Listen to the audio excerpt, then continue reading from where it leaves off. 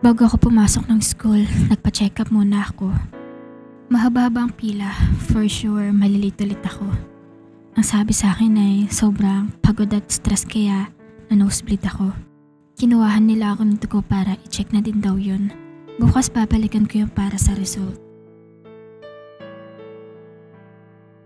Ma'am, sorry, late po ako. Nananadya ka ba, ha? Bakit tuwing klase ko lagi kang late? May pinuntahan lang po ako, ma'am. At inuna mo pang gumala? Ma'am, hindi po ako gumala. Nagbubulungan na ang mga kaklase ko at pinagtatawanan ako.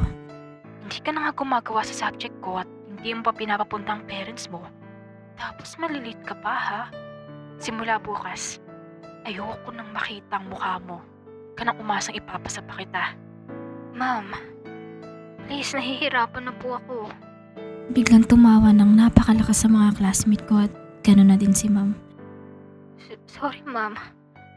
Alam ko namang nagsasawa na din kayo kakasermon sa akin eh. Kahit ako nagsasawa na din po ako. Sa totoo lang, galing po ako clinic para magpa-check up. Check up? Saan? Sa ubo mo? Tama na yan. Dalhin mo muna ang parents mo bago ka magpaliwanag dyan. Wala pong pakialam sa akin ang magulang ko, ma'am.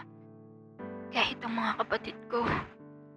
Ang mama ko iniwan ako sa tatay ko na walang alam kundi ang maglasing. I'm sorry, nagsinungaling po ako. Hindi po totoo na nagtatrabaho po sila. Ang nanay ko po may sarili ng pamilya. Yung tatay ko naman po. Walang trabaho at naglalasing lang araw-araw. Habang ako naman. At habang ako, sinasaktan nila tuwing kailangan lang nila gusto. Hindi ko na po magawa mga assignment ko dahil sobrang nanghihina ng katawan ko dahil sa paulit-ulit nila akong sinasaktan. Wala na po akong oras para sa sarili ko, ma'am. Sila lang ang iniintindi ko. Kasi pag hindi ako kikilos, bububugin lang nila ako eh. May pangarap ako sa buhay pero dahil sa akin na mawawala lahat ng yun. Araw-araw akong sinasaktan. Titigil lang sila hanggang sa mapagod sila. Walang araw na hindi nila ako saktan. Walang araw na nagpahinga ang katawan ko. Pumapasok ako kahit wala akong kain at tulog. Pumapasok ako kahit may pasa ang katawan ko. Tinanggal ko ang jacket at tumambad sa kanilang pasa ko sa katawan. Napansin ko na bago ang itsura nila dahil sa nakita nila. Yung mga araw na hindi ako nakakagawa ng assignment, totoo pong pagod ako. Pagod ako sa araw-araw na pananakit nila sa akin. Maswerte kayo na classmate ko na may mga mabuting magulang. Eh ako, kailan pa ako magiging maswerte katulad nyo? Sorry sa araw-araw na pagsisinungaling ko, ma'am. Ito lang po kasi ang dahilan para pagtakpan ng totoong nangyari sa akin. Pinipigilan kong maluha dahil baka isipin nila na nagpapaawa lang ako. Pero tila may sariling buhay ang mga luha ko dahil panay lang ang tulo nito. Kaya yung mga masasakit na salita na binabato niyo sa akin, walang-wala yun sa sakit na pinaparamdam sa akin ng pamilya ko. Nakayuko sila at napansin ko na parang nagsisisi si ma'am dahil sa itinrato niya sa akin. Huwag ka mag-alala, ma'am. Alam ko ginagawa mo lang ang kampanya mo bilang isang teacher. Excuse me. Lumabas ako ng classroom at nagpunta ng CR. Buti na lang at walang tao dun. Doon ako umiyak. Sana naman magbago na ang trato nila sa akin. Gusto ko ng kaibigan. Gusto ko nang may nakakausap ako.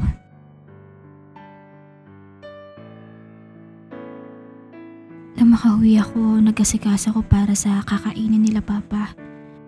Masama ang pakiramdam ko at nahihilo ako hanggang ngayon habang nagsasantok ako. Sa sobrang pagkahilo, nawalan ng balance ang katawan ko kaya natumba ako at nabasag ko naman ang hawak kong plato. Anak nang, halika nga dito. Nasasaktan po ako. Buisit ka talaga. Hawak niya ang braso ko at sinampal niya na naman ulit ako. Sige, saktan niyo na lang ako. Patayin niyo na lang ako kung gusto niyo. Hinawakan niya ako sa leeg at inihagis at naramdaman ko na may tumama sa ulo ko.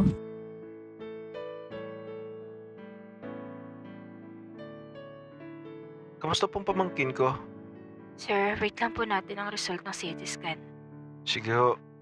Tinig ko sila habang nakapikit ako. Dahan-dahan kong binuksan ang mata ko pero nandalabo yun. Fea, Tito? Ano po nangyari? hinimatay ka, Faye. Bakit po may benta ang ulo ko dito? Tumama sa mesa ang ulo mo. Sa ngayon, titignan pa natin yung result ng CT scan mo. Ganun po ba? Si Papa po nasaan? Nasa trabaho, Faye. Nasa trabaho? Kailan pa siya nagkatrabaho? Tsaka bakit po kayo ang nandito?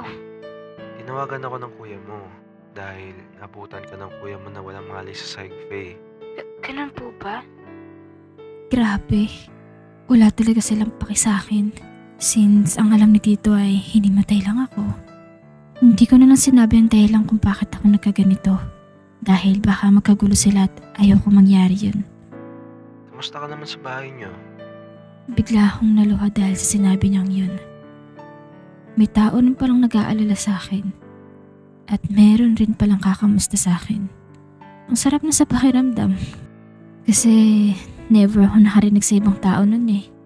Puro kasi masasakit na salitang naririnig ko mula sa kanila. Okay lang po, Tito. Bakit ka umiyak, Fea? Wala po. Kasi ang bait niyo lang po sa akin. Siyempre naman, pamangkin kita eh. Nga pala, birthday ni Jane sa Friday. Pumunta ka ah. Pero hindi ako papayagan nila, pape. Busy po kasi ako. Baka po hindi ako makapunta. Sorry po. No problem. Basta sa susunod magpunta ka ah. Opo, May pasok ka ba ngayon sa school? meron po. Huwag ka na muna sigurong pumasok, Faye. Grabe kasi tama sa ulo mo. Magagalit po kasi si teacher. Maintindihan naman nila ang sitwasyon mo. Magpahinga ka na lang muna. Sige po. Excuse me, sir. Ito na po ang result ng CT scan. Lumaya sila na kaunti sa akin at nag-usap na silang dalawa. Maya-maya din, lumapit sa akin si Tito at Faye? Bakit po? Huwag ka mambibigla ah. Bakit po? Base kasi doon sa result na pinakita ni Doc, may namuong dugo sa ulo mo. Ganun po ba? Need mong magpagaling, Faye. Sige po. sa totoo lang, wala akong naramdamang lungkot o takot nang marinig ko yun. Dahil baka ito na yung daan para makapagpahinga na ako. Hindi ko dapat iniisip yun pero pagod na talaga ako eh. Wala namang dahilan pa para lumaban sa sakit ko dahil wala namang nagmamahal sa akin. Bibisitahin na lang kita dito, Faye. Hindi po ba ako pwedeng umuwi? Faye, may sakit ka. Kailangan mo magpagaling. Sige po. Gagaling ka din, okay? Opo. Sige, mauna na ako.